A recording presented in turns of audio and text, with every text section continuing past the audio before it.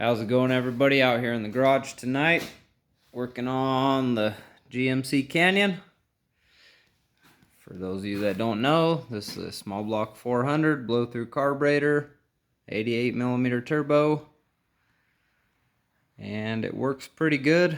It has been 940s before, but recently I have had no luck keeping the Turbo 350 together anymore.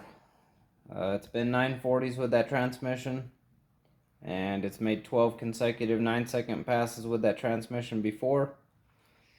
But now every time I turn it up a little bit, it wants to burn up high gear. So we're done with that and bought this unit. This is an FTI level 5, good to 1500 horsepower.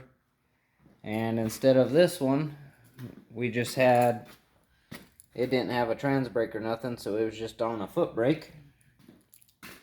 This transmission has a trans brake.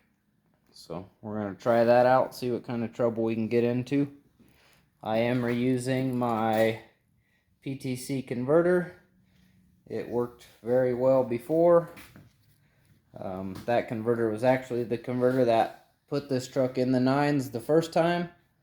The converter I had in there before that would just slip in high gear.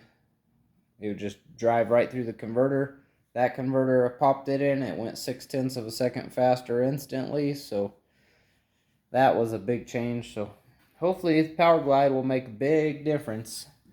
On top of that, rear end is kind of halfway apart.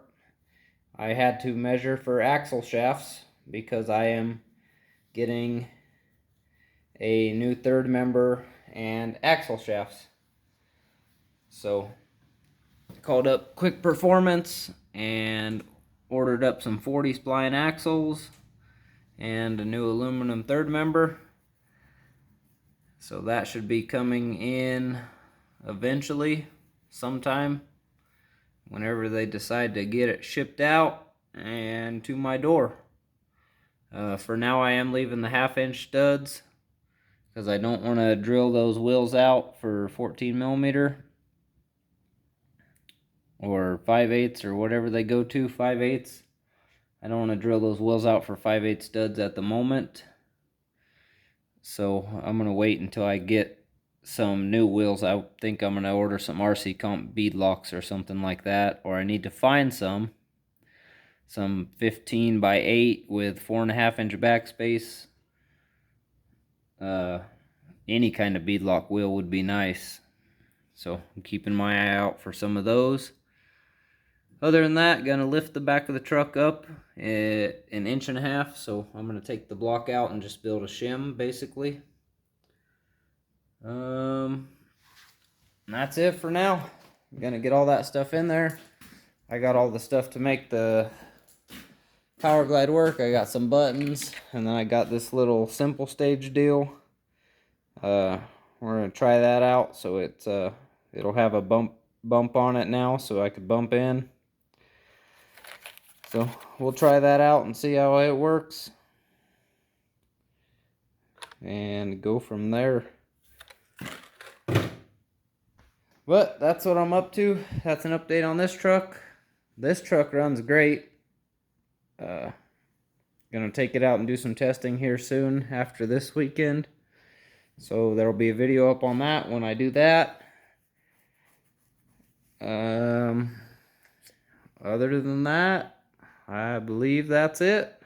You guys have a good night. Just a quick little update. We'll be out testing this truck too as soon as all this is done. I have to get a new drive shaft made because this is a long tail turbo 350, so it is longer than the Powerglide. So I have to have a 3-inch longer drive shaft made for that. But other than that, that's it. You guys have a good night.